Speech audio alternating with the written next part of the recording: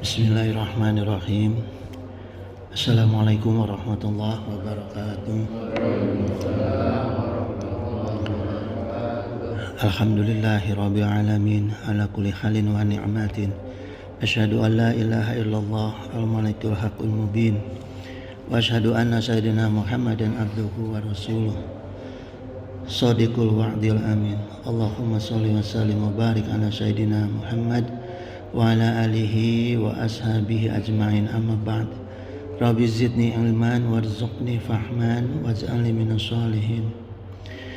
Para ulamaul alimin, para kiai, para hujat, para asatid, para tokoh masyarakat, juga jemaah masjid Jami Al-Manan, hadanallahu wa iyyakum. Kajian kita subuh sekarang masih melanjutkan tentang barokah. Saya kasih judul gini, ngalap barokahnya orang-orang yang dititipkan barokahnya Allah. Jamaah zadanallahu ilman wa hirsa. Sebagian ulama juga mendefinisikan bahwa berkah itu adalah tajdidul khair, bertambah kebaikan yang sifatnya langgeng. Kemudian seorang pakar mufradat Al-Quran, Raghib Al-Isfahami, beliau berkata bahwa barokah itu thubutul khairi ilahi fi syai'in gitu. Kekal dan menetapnya kebaikan Allah pada sesuatu. Dan minggu lalu kita sudah kupas tentang di mana saja Allah titipkan barokah di dunia ini. Di antaranya yang disampaikan oleh Said Muhammad bin Alwi Al-Maliki dalam kitabnya Mafahim Yajibu Antusahaha. Beliau berkata, bizalikal mutabaraki bihi gitu. Barokah itu dititipkan oleh Allah dalam objek yang sudah diberkati oleh Allah, ya. Sawaun akanan asaron au makan au syakhson gitu. Baik itu berupa peninggalan, tempat dan tubuh manusia. Jadi sekarang pagi ini kita dalami lagi tentang pendekatan tabaruk melalui makhluk, ya, melalui tubuh manusia. Tapi begini jemaah, sebelumnya kita pahami dulu bahwa semua bentuk kebarokahan, baik bentuk syafaat, kebarokahan, semua adalah hak mutlak ridha Allah Subhanahu wa taala, ya. Hak mutlak iradah Allah Subhanahu wa taala. Wa qala Allah taala biyadikal khair, dan di tangan Allah lah segala kebaikan, ya. Wa qala Nabi sallallahu alaihi wasallam wal khairu kulluhu fi yadaika gitu, dan kebaikan seluruhnya ada di kedua tangan Allah, ya. Nah sekarang gini jemaah, saya agak terpanggil juga nih terkait dengan kalimat fi yadaika gitu, di kedua tangan Allah. Jadi kita tidak boleh sembarangan menafsirkan, apalagi memahami penyebutan kalimat tentang bagian-bagian dari tubuh Allah, ya, yang disampaikan dalam Al-Quran dan hadis. Karena ada ulama juga yang ulama salaf, ya, yang menggambarkan bentuk tangan Allah misalnya. Jadi itu sebetulnya tidak boleh gitu. Karena gini jemaah sekalian, ya, laisa kamitslihi syai'un gitu. Jadi Allah sendiri berfirman, tidak ada yang serupa dengan Allah, ya. Segala sesuatu tidak ada yang serupa dengan Allah. Maka Imam Ahmad bin Hanbal itu beliau mengatakan, kana yaqulu innallaha ta'ala yadani gitu. Sungguh Allah Ta'ala itu mempunyai kedua tangan, wa huma sifatulahu fi zatihi laisyata bijari hatayini gitu. Dan kedua tangan Allah itu adalah sifat bagi Allah dan zat bagi Allah, ya. Jadi sifat bukan fisik, ya, tapi sifat dan zat bagi Allah, ya. Walaisata bimarkabataini gitu. Dan keduanya bukan organ tubuh, bukan bagian dari tubuh untuk bekerja. Kalau kita tangan kan kita gunakan untuk bekerja, ya. Tapi kalau Allah bukan gitu, ya. wala jismun wala jinsun minal ajsam gitu. Bukan jasmani Allah, bukan jenis kelamin atau bukan bagian dari tubuh lainnya gitu. Wa tarkibi wal abaadi wal jawarih gitu, dan bukan susunan beberapa anggota tubuh gitu. Zalika min itlaqa qaulahum gitu. Nah, adapun orang-orang yang dibiarkan menyebut tangan Allah ya, ila manataqal Quran bihi au sohata gitu. Boleh dikatakan tangan Allah kecuali ya yang dibenarkan oleh Al-Qur'an gitu ya. An Rasulullah sallallahu alaihi wasallam as-sanad fihi, atau yang disahihkan dari hadis Rasulullah SAW gitu. Jadi tidak boleh sembarangan kita nih tidak usah dibayangkan lah bentuk fisik tangan Allah seperti apa, nggak usah dibayangkan gitu ya. Karena gini jemaah sekalian, Allah menyebutkan dalam Al-Quran menggunakan tangannya itu dalam rangka mencipta. Allah menciptakan ya. Kalau Allah Ta'ala qala ya iblis ma mana'aka an tasjuda gitu. Allah berfirman, hai iblis, apakah yang menghalangi kamu sujud?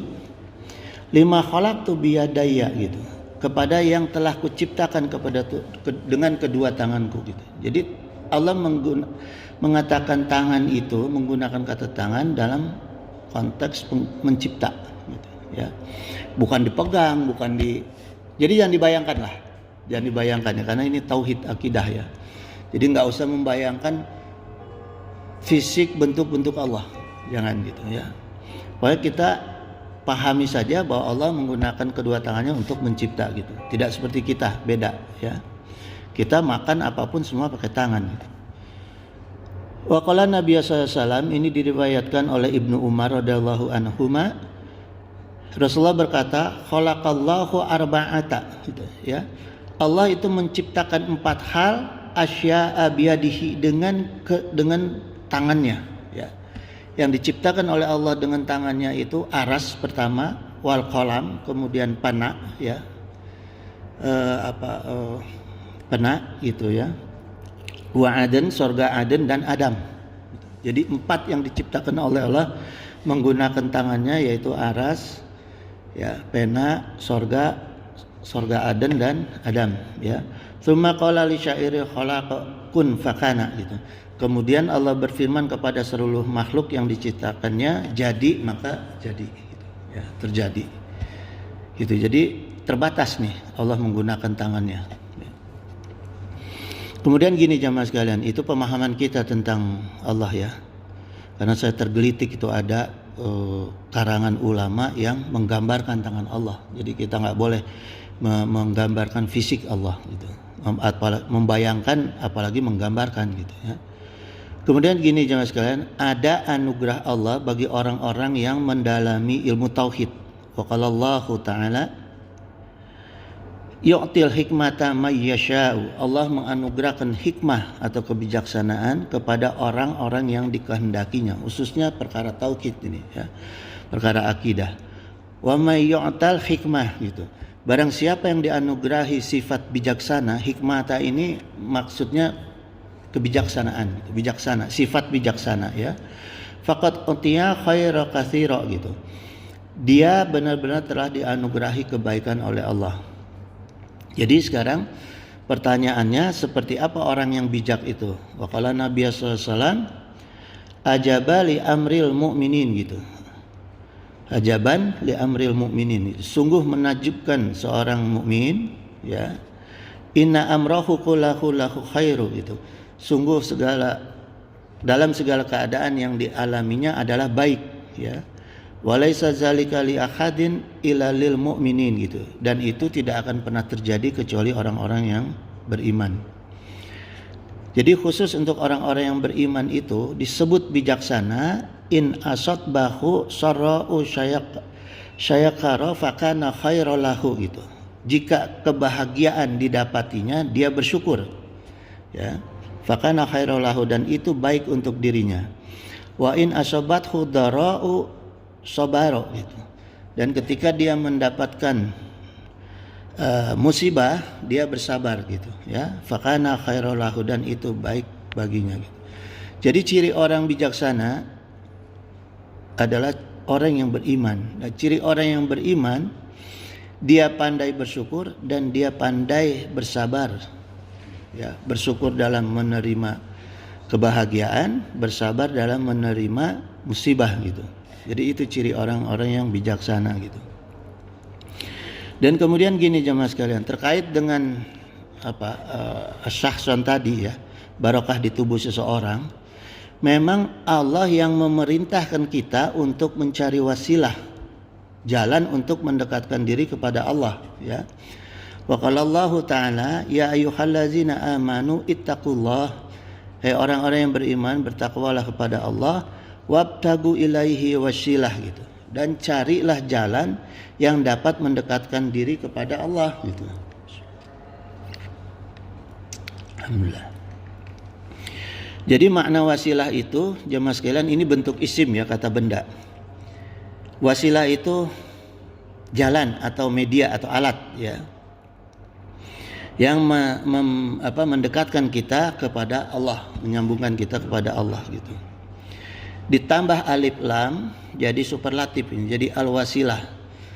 Alif lam itu superlatif, kalau bahasa Indonesia itu ter ya, ter gitu. Jadi wasilah ditambah alif lam jadi ter. Nah, kalau bentuk fiilnya itu tawasala ya tawassalu gitu. Jadi kita memohon dengan sungguh-sungguh, meminta ini ya, karena ini bentuknya fiil mudhari. Jadi al-wasilah itu jalan tercepat untuk mendekatkan diri kita kepada Allah. Jadi ada ternya ya, tercepat gitu. Nah, ini ada dua jemaah sekalian. Jalan tercepat yang mendekatkan diri kita kepada Allah itu ada dua jalan. Pertama jihad, yang kedua menuntut ilmu. Ya. Wa qala Allah Ta'ala wajahidu fisabilihi la'alakum tuflihun gitu. Dan berjihadlah pada jalan Allah supaya kamu mendapat falah tadi ya, untung sukses di tangan gitu. Nah, ini kita jangan salah memahami kata jihad nih, karena jihad itu asal kata jahada, artinya berjuang dan berusaha keras ya. Wa qala Nabi SAW, afdalul jihad, jihad yang paling utama ayajuhada rajulun nafsaha wa hawahu gitu, adalah berjihad, berjuang melawan hawa nafsu. Jadi bukan asal perang, hawa nafsu dulu yang kita kendalikan, itu jihad yang paling besar gitu nilainya ya. Melawan nafsu pada diri kita ketika ada dorongan ingin menjauhkan diri dari ketaatan kepada Allah, nah itu nafsu itu harus kita lawan dengan jihad gitu. Karena nggak gampang melawan hal-hal seperti itu. Ini internal kita ke dalam. Keluar melawan orang-orang yang bernafsu untuk menghilangkan ketaatan umat muslim, apalagi menghapuskan agama dari muka bumi ini gitu. Jadi dua ini kita berjihad itu, melawan, intinya melawan hawa nafsu ya, baik diri kita maupun nafsu orang lain gitu, yang tujuannya merusak agama gitu ya, dan merusak akidah. Kemudian yang kedua adalah menuntut ilmu. Ini juga termasuk dalam jihad gitu ya. Man kharaja fi talabil ilmi, barang siapa saja yang keluar dari rumah untuk menuntut ilmu, fa huwa fi sabilillahi hatta yarji'i gitu, maka dia telah berjihad fi sabilillah sampai pulang ke rumah. Jadi kita berangkat ke majelis taklim, selama di majelis taklim dan keluar dari majelis taklim, kita sudah dihitung dengan jihad ya, bukan pahala kecil tapi pahala jihad gitu ya. Wa qala Nabi SAW, aqrabun nasi min darajatin nubuwah gitu. Orang yang paling dekat dengan derajat kenabian itu ahlul ilmi wal jihad gitu. Ada dua golongan. Orang yang thalabul ilmi, yaitu orang-orang yang berilmu, dan mujahid gitu ya. Ini yang derajatnya cuma satu tingkat di bawah Rasul, di bawah Nabi, bukan Rasul, kenabian ya. Amma ahlul ilmi fadalun nasa ala ma ja'at bihi rusulu gitu. Orang yang berilmu itu memberikan ilmunya, memberikan tuntunan kepada manusia ya, ma ja'at bihi rusulu gitu, atas ajaran yang dibawa oleh Rasul gitu. Kenapa dia disebut pangkatnya di bawah Nabi, satu step di bawah Nabi, itu karena dia suka membagikan ilmu, tuntunan, ajaran Rasul, ya. Wa amma ahlul jihad, adapun para mujahidin itu yujahiduna fi asyafihim gitu. Mereka bertarung dengan pedang mereka ala maja'at bihi rusulu gitu. Sesuai dengan apa yang dibawa oleh Rasul. Jadi nggak ada asal bunuh asal apa, nggak boleh. Ada aturannya yang ditentukan oleh agama gitu. Ya. Kemudian gini jemaah sekalian, Rasulullah SAW beliau adalah sumber keberkahan, ya. Tapi dalam rangka mendidik umatnya, Rasulullah SAW itu sendiri mencontohkan ngalap berkah. Jadi Rasulullah juga suka ngalap berkah dari umat, dari para sahabat gitu, ya. Diceritakan dalam hadis ini yang meriwayatkan Ibnu Umar, ya. Qala qultu ya Rasulullah SAW. Ibnu Umar bertanya kepada Rasulullah SAW, al-wudu'u min jarin jadidin mukhamarin ahabbu ilaika gitu. Apakah berwudu menggunakan air dari guci yang baru yang tertutup engkau lebih sukai, aminal mutakhirin minal matakhirin gitu, atau air dari tempat bersuci umum? Ini ditanya Rasulullah, ya. Sayyidina Umar faqala labal minal mutakhiri gitu. Kemudian Rasulullah menjawab, tidak, aku lebih suka berwudu menggunakan air dari tempat suci yang umum, ya. Inna dinallahil hanifiyatus samhatu gitu. Sungguh agama Allah itu benar dan penuh penghargaan. Qala wa kana Rasulullah SAW yab'atsu ila matakhiri gitu. Kemudian kata Sayyidina Umar, Rasulullah itu segera berangkat ke tempat wudu umum, ya, tempat bersuci umum. Fayuta bil ma'i fayasrabuhu gitu, lalu mengambil air dan diminum. Jadi tempat wudu itu, air dari tempat wudu umum itu diambil airnya dan diminum. Yarju barokata ayil muslimina gitu. Rasulullah itu berharap mendapatkan kebaikan barokah dari bekas tangan umat Islam. Ini contohkan oleh Rasul, ya. Jadi Rasul sendiri memilih mengambil barokah kepada bekas wudu umat gitu, ya. Jadi kalau kita nggak mau ngalap barokah, berarti kita nggak mau ngikuti sunnah Rasul gitu, ya. Kemudian gini jemaah sekalian, ini diceritakan dalam kitab Ihya Ulumuddin tentang barokah zikir di neraka. Ada kisah zikir di neraka. Jadi ada orang hamba umatnya Rasul yang di neraka, ya, dimasukkan ke neraka. Kemudian setiap dia merintih kesakitan di neraka itu, tidak hanya aduh, tidak hanya teriak, tapi dia berzikir kepada Allah. Ya Hanan, ya Manan, ya Zal Jalali wal Ikram, agisna ya Allah. Gitu. Kan kita bisa aja ya berteriak itu tidak harus aduh-aduh gitu. Ya. Contoh yang paling gampang di rumah sakit bersalin itu. Lihat ibu-ibu yang mau melahirkan. Ada yang aduh-aduh, ada yang kata-kata kasar, ada yang berzikir. Karena yang paling sakit itu kan saat melahirkan itu saat yang paling sakit. Tapi ibu-ibu yang beriman itu dia berzikir. Allah, Allah, Allah misalnya. Menahan sakitnya itu, ya. Merasakan sakitnya atau bersolawat gitu, ya. Jadi bukan tidak mungkin orang berzikir di neraka. Gitu, ya. Nah, karena mendengar itu, kedua orang itu dipanggil oleh Allah. Panggil, ya. Yang satu ditanya oleh Allah. Hei fulan, gimana neraka menurut kamu?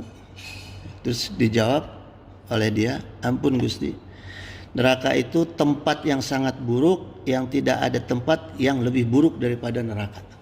Ya. Terus apa kata Allah? Ya sudah, kembali sana ke neraka.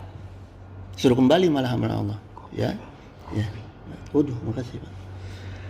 Kemudian orang ini karena diperintah oleh Allah suruh kembali ke neraka, dia lari dia ke neraka, gitu, ya. Lari ke neraka, Nah ini kan dilihat orang ini sikapnya aneh, dipanggil lagi sama Allah, panggil lagi sama Allah. Hei fulan, kenapa kamu kok semangat sekali kembali ke neraka gitu? Ya, dijawab sama si orang itu, saya udah kapok ya Allah. Saya masuk neraka ini karena di dunia tidak segera melaksanakan perintah Allah. Ya. Tidak segera menjalankan perintah Allah gitu. Maka sekarang mumpung Allah memberi perintah, saya laksanakan dengan segera. Akhirnya kata Allah, kalau gitu ya sudah, kamu masuk aja ke surga. Ya, akhirnya dimasukkan, karena jawaban orang itu dimasukin orang ini ke surga gitu. Karena jawabannya tadi, ya, ingin segera melaksanakan perintah Allah. Kapoklah di dunia lambat dalam melaksanakan perintah Allah. Kemudian yang kedua dipanggil ya sama Allah ya. Orang yang kedua dipanggil, ditanya, hei fulan, gimana menurut kamu neraka? Dijawab yang sama oleh orang itu, bahwa neraka itu adalah tempat yang paling buruk dan tidak ada yang lebih buruk daripada neraka. Terus kata Allah, sama lagi, ya sudah kamu kembali sana ke neraka gitu, ya. Nah orang yang kedua ini kemudian jalannya itu lamban, ke neraka itu dia lambat ya. Jadi sambil ketakutan gitu. Terus dipanggil lagi sama Allah nih. Fulan, kenapa kamu kok tidak seperti teman kamu semangat tadi kembali ke neraka? Kenapa kamu kok jalannya begitu lambat gitu? Terus dia jawab, ya Allah, hamba ini terus terang kaget. Karena ketika engkau panggil hamba ini ke tempat ini ya Allah, hamba ini sudah husnudon kepada engkau. Sudah berbaik sangka kepada engkau bahwa hamba akan dimasukkan ke dalam surga. Tapi ternyata salah, ya, malah hamba dikembalikan ke neraka. Maka hamba itu ya malas-malesan balik ke neraka gitu. Terus Allah berfirman begini, hei fulan, karena kamu tadi sudah berhusnudon kepada aku, maka sekarang aku izinkan ke surga. Ya. Jadi dari kisah ini yang bisa kita ambil hikmahnya, kita sebagai umat Islam itu harus punya keyakinan, ya, motivasi diri bahwa bagaimanapun kita tetap akan masuk surga apabila dua hal tadi. Pertama, segera melaksanakan perintah Allah. Yang kedua adalah berhusnuzan, berbaik sangka kepada Allah. Keadaan apapun diri kita.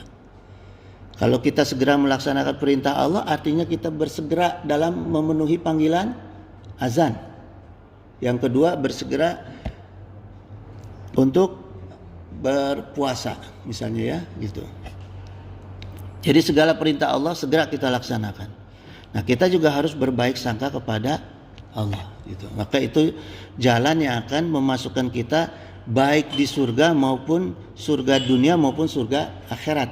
Ya ini jaminan Allah. Artinya surga itu kan kenikmatan. Jadi baik kenikmatan dunia maupun kenikmatan akhirat. Karena gini jemaah sekalian ya. Saya perhatiin ini ada negara sebelah, ya, negara sebelah. Ini disimak ya. Ada negara sebelah yang semua penduduknya, semua umatnya pasti masuk surga. Setiap ada orang yang mati selalu dikatakan rest in peace. Ada nggak? Ya, rest in peace, gitu. Jadi semua orang yang mati dikatakan rest in peace, gitu. Ya. Bersama Bapak di surga gitu ya. Nah jadi dia di negara ini nggak ada hukum, mau dia ahli narkoba, mau dia ahli korupsi, mau orang jahat apapun, tetap tidak taubat pun rest in peace. Ini kan promosinya hebat nih ya, makanya nggak ada ibadah di sana. Yang penting mau pengakuan taubat, bayar, selesai. Mati bersama Bapak di surga. Itu untuk penduduk negara sebelah. Tapi kalau dalam Islam ya, kita harus pahami dalam hadis qudsi itu waqala Nabi SAW, Allah mengatakan adatu li ibadiyas solihin, aku telah menyiapkan surga ya bagi hamba-hambaku yang soleh, mala ainun ra'at, kenikmatan yang tidak pernah dilihat oleh mata mereka, wala uzun sami'at, yang tidak pernah terdengar oleh telinga mereka, wala khotarun ala qalbil bashar, bahkan tidak pernah terbetik dalam hati manusia. Jadi sorga ini segala sesuatu yang benar-benar diimpikan lah oleh manusia gitu, bahkan tidak pernah tergambar dalam mimpi gitu ya. Terus apa syaratnya masuk surga? Nah, di Islam itu ada syarat, bukan segala sesuatu rest in peace, enggak, tapi ada syarat ya. Wa qalallahu ta'ala, dari Jabir ini diriwayatkan bahwa Allah berfirman ya, yang disampaikan oleh Nabi SAW, la yudkhilu ahadam minkum amaluhul jannah wala yujiruhu minan nar gitu ya. Tidak seorang pun dari kalian yang dimasukkan ke surga oleh amalnya gitu ya. Jadi syaratnya nih, kita masuk surga bukan karena amal ibadah kita, pertama ya. Dan juga tidak diselamatkan masuk ke neraka, wala ana, ditegaskan oleh Rasul, wala ana, tidak juga aku. Jadi Rasulullah sendiri di sini mengatakan, aku pun tidak masuk surga karena amal aku, dan tidak diselamatkan dari neraka karena amal aku. Maknanya apa? Pernah dulu ada kiai yang rame ketika mengatakan hadis ini, menyampaikan hadis qudsi ini ya, bahwa dikatakan Rasulullah tidak dijamin masuk surga. Akhirnya rame ya. Nah, gini jemaah sekalian, hadis ini tidak dibaca lengkap persoalannya, karena dalam hadis ini ditutup oleh Rasulullah, ila bi rahmatihi minallah, kecuali karena rahmat dari Allah. Jadi syaratnya satu, masuk surga itu kecuali rahmat dari Allah. Masalah ibadah kita kewajiban. Rukun Islam wajib melaksanakan 5 hal. Ya, rukun iman wajib mengimani 6 hal. Itu adalah kewajiban kita sebagai umat Islam. Tapi yang memasukkan kita ke surga adalah rahmat Allah. Rahmat Allah itu banyak. Gitu, ya. Nah, kalimat wala ana ini juga saya mutolaah ya, yang dikatakan tidak juga aku kata Rasulullah, ini kalimat motivasi ya. Kalimat motivasi, karena Rasulullah sebagai guru juga harus memberikan motivasi kepada umatnya gitu ya. Seperti Rasulullah SAW menyampaikan motivasinya kepada anak kecintaannya Sayyidah Fatimah. Beliau mengatakan, ya Fatimah binti Muhammad, la ukhni anka minallahu syai'an. Ya. Wahai Fatimah binti Muhammad, sungguh aku tak akan cukup sebagai pembelamu di hadapan Allah. Sementara Rasulullah SAW itu adalah manusia satu-satunya pemberi syafaat. Tapi anaknya sendiri tidak dijamin. Ini motivasi supaya anaknya jangan mengandalkan bapaknya. Bahaya kalau anak kita ngandelin bapaknya, capek kita sebagai bapak, ya kan? Gitu. Jadi kadang-kadang kalau kita mau menyampaikan hadis Quran itu tuntas, jangan separuh-separuh, karena bisa membuat jamaah itu jadi salah kaprah, ya, salah tangkap. Ya. Kemudian gini jamaah sekalian, ini terkait dengan al-barakatus syahson, ya, barokah dari tubuh orang soleh. Jadi ada barokah yang dititipkan oleh Allah selain daripada Rasulullah SAW, bisa juga diambil dari orang-orang yang dititipkan berkah oleh Allah Subhanahu Wa Taala.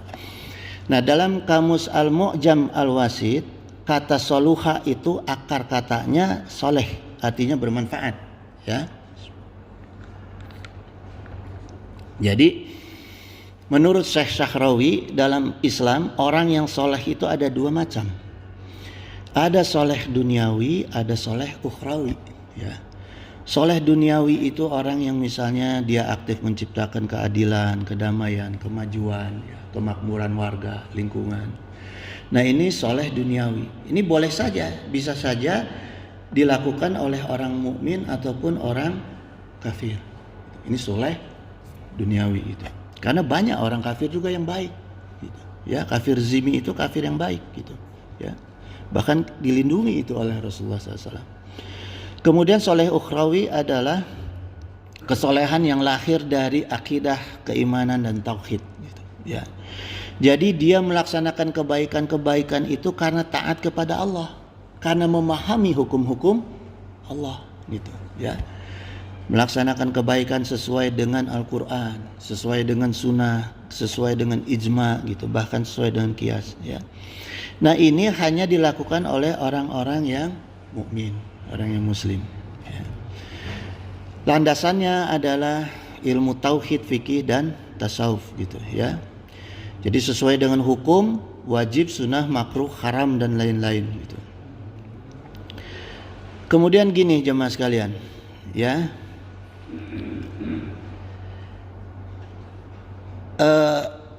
Orang alim yang sesungguhnya, yang oleh Allah itu dihendaki menjadi orang yang bisa memberikan barokah, ya, kepada orang lain. Pertama itu yang baik pemahaman agamanya. Pertama nih ukurannya, ya. Jadi agamanya itu pemahaman, ini maksudnya bukan ilmu ya, pemahaman. Pemahaman agamanya itu datang dari Allah, walaupun ilmunya didapat dari perantara kitab, perantara ulama, bahkan perantara Mbah Google sekarang tuh. Ya. Sekarang ada mudah sekali nyari kitab di Mbah Google itu. Saya pun banyak dibantu, nggak usah beli kitab mahal, jutaan kitab itu. Mahal gitu, tapi dicari dari Mbah Google, ada yang bisa, ada yang enggak gitu ya. Nah jadi gini, ukurannya orang-orang yang bisa memberi barokah itu mayuridillahi bihi khairu yufaqihu fiddin, gitu, ya. Siapa yang dikehendaki oleh Allah untuk mendapatkan kebaikan bagi dirinya, ya, yaitu dia diberikan pemahaman tentang agama dari Allah. Jadi pemahamannya bukan ilmunya ya. Kalau ilmunya di otak, kalau pemahaman itu di akal, gitu. Karena orang yang punya ilmu setinggi apapun belum tentu melaksanakan. Orang yang memahami ilmu sedikit dilaksanakan, gitu. Ya, itu bedanya paham dengan pintar. Ya. Waqala Rasulullah SAW, ala inna syarra syarri, ya. Ingatlah, kata ala gitu. Alif lam, alif lam alif, ala ini maksudnya ingatlah, ya. Inna syarra syarri, sejelek-jeleknya keburukan, syirul ulama, adalah keburukannya ulama, ya. Wa inna khairul khairi khiyarul ulama, ya. Sebaik-baiknya kebaikan adalah kebaikannya ulama, gitu. Jadi ini yang ditekankan ini, gitu. Jadi tidak semua ulama bisa mendatangkan kebaikan, walaupun al ulama warasatul anbiya, gitu, ya. Ada catatan dua ulama warasatul anbiya dan ulama su, ya. Ulama itu adalah bentuk jama dari alim, artinya ahli ilmu atau ilmuwan. Sementara su itu masdar dari sya'a yashu'u sau'an, gitu. Artinya sya'a itu jelek, yashu'u itu buruk, sau'an itu jahat. Jadi ulama su itu adalah ulama yang jelek, buruk dan jahat, ya. Karena apa jemaah? Amal tupoksi ulama di dunia itu yang diperintahkan oleh Rasulullah SAW, mafatihulil khairi, sebagai kunci pembuka segala kebaikan, maghaliqu lisyarri, gitu, dan penutup, kunci penutup segala bentuk kejahatan. Itu fungsinya ulama, ya. Membuka segala kebaikan dengan menjadikan dirinya sebagai contoh dan memberi contoh yang baik. Contoh Al-Quran, contoh Sunnah, dan contoh ijma. Itu yang dia oleh ulama, ya. Dan menutup segala bentuk keburukan. Dia tutup segala keburukan. Setiap ada hal-hal yang terkait dengan keburukan itu, dia segera mensikapi itu, ya, nahi munkar sebutnya. Ya. Jalannya bagaimana? Bisa dengan jalan dakwah, menulis kitab, menulis buku, nasihat langsung atau berbentuk nasihat langsung. Ya, tablik dakwah gitu. Itu jalannya, ya. Yang dianjurkan itu dimulai dari lingkungan yang terdekat, yaitu lingkungan keluarga, ya. Kemudian jemaah sekalian, ya, dijelaskan juga ulama itu orang yang bisa memberikan manfaat kebaikan bagi dirinya atau manfaat kebaikan bagi orang lain, ya. Afdalun nasil mu'minul ilmu gitu. Orang yang paling utama adalah orang mukmin yang alim, yang berilmu. Allazi izahtiqa ilaihi nafa'a gitu. Yang jika dibutuhkan dirinya dia bermanfaat bagi orang lain. Wa inistughniya anhu aghna nafsahu gitu. Dan jika tidak diperlukan dia mencukupi dirinya sendiri gitu. Ya. Jadi jangan cari ilmu untuk niatnya untuk bisa dakwah, jangan. Cari ilmu pertama untuk mencukupi dirinya dulu gitu. Ya. Terus gini jemaah sekalian, disampaikan oleh sahabat Anas radhiyallahu anhu, beliau riwayatkan al ulama wa amanar rasul. Ulama adalah kepercayaan para rasul, malam yukhalitus sultan, selama dia tidak bergaul dengan penguasa. Sama nih. Yang disebut ulama yang pewaris rasul. Pertama, tidak bergaul dengan penguasa. Yang kedua, wa yuskhidu wa yudakhilud dunya, dan yang kedua tidak asik dengan urusan dunia. Ya, itu. Nah, jika mereka faiza khalatu sultan, jika mereka bergaul dengan penguasa dan asik dengan urusan dunia, faqad khanur rasulah, maka mereka telah mengkhianati rasul. Gitu. Ya. Terus perintah rasul apa? Fahzaruhum, perintah Rasul, jauhi orang yang sudah mendekat kepada bergaul dengan penguasa dan asik sama dunia, walaupun pangkatnya setinggi apapun. Ulama jauhi, ini perintah Rasul. Apalagi masuk ke dalam penguasa, kekuasaan, jauhi, ya, gitu. Ini hadisnya sahih, riwayatnya Hakim. Gitu jemaah sekalian ya. Karena pasti di dalam dirinya sudah tidak ada lagi barokah. Ya. Terus yang paling penting diketahui oleh kita, ciri-ciri khusus orang yang bisa diambil barokahnya sama kita. Ini ciri yang paling sederhana, yang sehari-hari kita bisa ukur. Ya. Pertama, waqala Nabi SAW, khiyarukum, manusia yang kalian pilih, ya, untuk diambil barokahnya. Pertama, man zakkarakum billahi ru'yatuhu gitu. Siapa yang kalian lihat, jika kalian melihat dia, ya, kalian itu akan lebih ingat kepada Allah. Jadi kalau kita ketemu orang terus kita langsung ingat pada Allah, itu salah satu ciri yang di dirinya ada barokah, ya. Yang kedua, wazada fi ilmikum mantikuhu gitu. Yang kedua, ketika kalian mendengarkan ucapan-ucapannya, menjadikan kamu itu bertambah ilmu dalam ketakwaan, ilmu agama. Gitu. Ya. Yang ketiga, waraghabakum fil akhirati amaluhu gitu. Dan ketika kalian mengetahui amalnya dia, membuat kalian itu maunya berbuat amal akhirat. Ini 3 patokan orang yang mengandung barokah. Itu boleh tuh kita cium tangan tuh sama orang yang seperti itu. Kalau perlu berebutan tuh ngalah barokahnya. Pertama, ketika kita melihat dia, kita ingat sama Allah. Yang kedua, kita mendengar kata-katanya, kita jadi bertambah ilmu agama.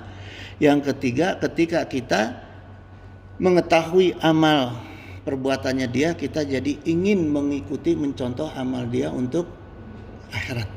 Gitu. Ya. Ada orang yang bergerak ulama, kiai, ustadz, tapi ketika kita ngelihat dia, ingatnya urusan dunia. Sebatas urusan sedekah misalnya. Ya. Tapi nggak ada menambah kita untuk tahajud, untuk ibadah-ibadah pada Allah. Nah, kalau itu enggak itu, ya. Gitu. Bahkan di Mekah itu, di Saudi ya, di Saudi, di Arab, di Mesir ya. Orang-orang yang seperti itu terukur banyak. Oleh syekhnya itu, oleh murid-muridnya itu bukan hanya cium tangan, cium dada, cium kening. Ininya dicium, dadanya dicium, tangannya dicium. Karena apa? Tangannya sering dipakai untuk takbiratul ihram dan bersujud dan memberi kebaikan-kebaikan. Jadi orang kalau ngelihat tangannya dia, tapi bukan diitem-itemin. Ya, kita ngelihat mukanya itu, wajahnya itu jadi ingat Allah, ingat ibadahnya dia. Kita tertarik, terdorong untuk ibadah. Nah, itu cirinya. Ya. Dicium dadanya kenapa? Dadanya itu penuh dengan akidah, dengan tauhid. Diambil berkah tauhidnya dari dadanya orang itu. Gitu, ya.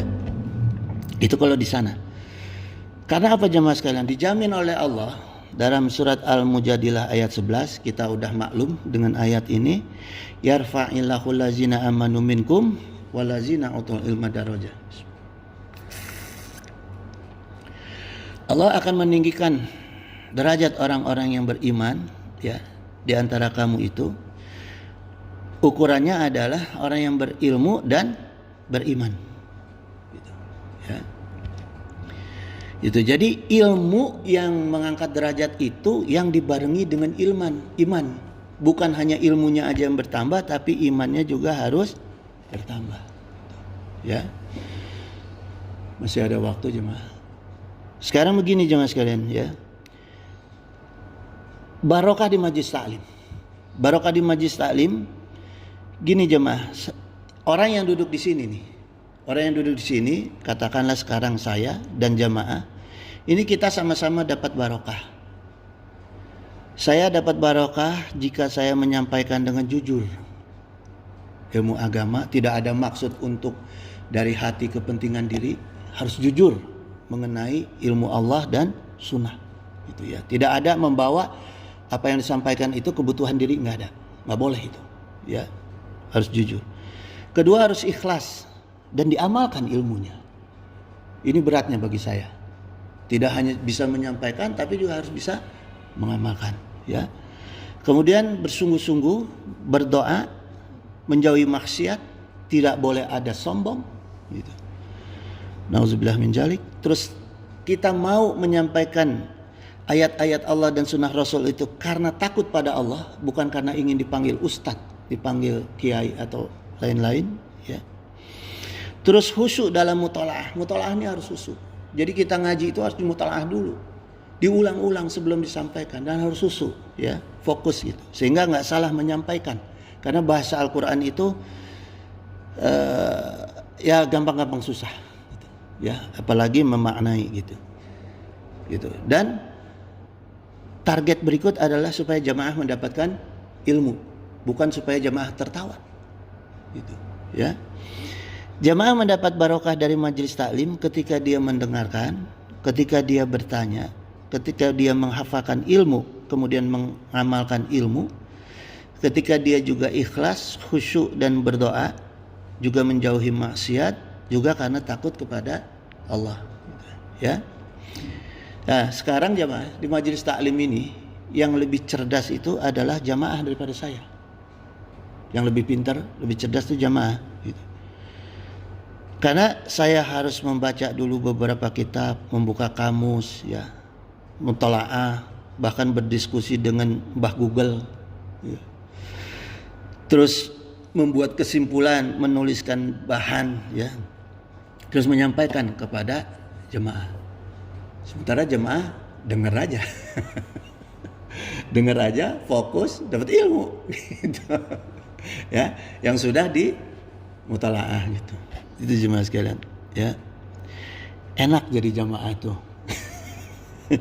Tapi semua harus ikhlas sama-sama kita. Maka saya mohon didoakan gitu ya. Nah, jadi dua-duanya selama mengikuti sunnah seperti itu, insya Allah dapat barokah dari majelis taklim, ya. Kemudian adab batiniah dalam majelis taklim itu yang pertama ta'zim wal ikhtiram gitu, mengagumi dan memuliakan Allah berupa Al-Quran dan Sunnah. Tasdik wal yakin, membenarkan dan meyakini Al-Quran dan Sunnah. ta'atsur fi qalbi gitu. Dan harus bisa ada kesan di dalam hati ya, niatul amal wa tabligh, dan harus berniat mengamalkan dan menyampaikan walau ayah. Jadi gini jamaah sekalian, di dalam majelis taklim ini targetnya itu 4 ya. Jadi si penyampai ya, apa tuh disebutnya ya, si penyampai itu dia harus bisa memberikan kesan dalam hati jemaah supaya apa, jemaah mau beramal ibadah, menambah ketakwaan ya. Kalau dia menyampaikan hal-hal yang kebaikan yang dirinya sendiri aja tidak berkesan terhadap apa yang dia sampaikan, apalagi jamaahnya ya. Makanya dia harus benar-benar dulu gitu. Saya kadang-kadang menulis itu dibalik coba dilaksanakan gitu ya. Coba dirasain gitu di dalam jiwa kita gitu. Kalau asal ngomong aja nanti nggak nyangkut sama jemaah gitu. Untuk dirinya aja nggak nyangkut, apalagi untuk jemaah. Terus yang berikut harus berniat mengamalkan dan menyampaikan gitu. Jadi setelah kembali dari sini, selama di sini jemaah harus sudah punya niat, wah ini ilmu yang bagus harus saya sampaikan dan harus saya amalkan ya, walau ayah gitu. Jangan pulang dari sini hilang, jangan sampai. Kalau pulang dari sini hilang berarti saya yang salah itu. Saya nggak bisa memberikan makna dalam agama gitu ya. Kalau adab lahiriahnya di dalam majelis taklim itu berwudu, duduk, memakai wangi-wangian dan fokus. Hanya segitu adabnya ya. Gitu jemaah sekalian. Karena gini jemaah, ini ada pesan supaya setengah jam, jadi saya tutup apa lanjutkan? Tutup dulu ya jemaah sekalian ya. Minggu depan kita masih lanjutkan, dan saya juga ingin ngupas juga mengenai qada wa qadar ya. Ini karena banyak sekali nih gitu, terkait dengan barokah ya, dan harus tuntas ini ya gitu. Supaya kita tahu apa sih arti barokah dan makna dan manfaat barokah ya. Wallahu waliyut taufiq wassadad, innahu sami'un qaribun mujibud da'wah wa yaqdiyal hajah. Subhanaka Allahumma wa bihamdika asyhadu an la ilaha illa anta astaghfiruka wa atubu ilaik. Wallahul muwafiq, billahi taufiq wa hidayah. Wassalamualaikum warahmatullahi wabarakatuh.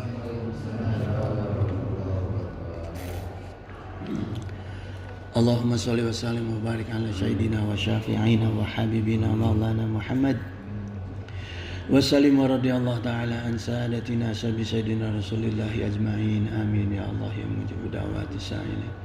Allahumma anta rabbi la ilaha illa anta khalaqtani wa ana abduka wa ana ala ahdika wa ahdika mastata'tu.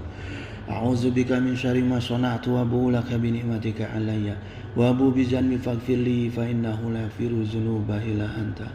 Allahumma salimna wa walidina wa auladana wa ikhwanana wa ahbabana wa zawjatina min jami' makhawifid dunya wa akhirah wa ahwalihim istajib ya Allah ya mujibu da'wati sa'ilin.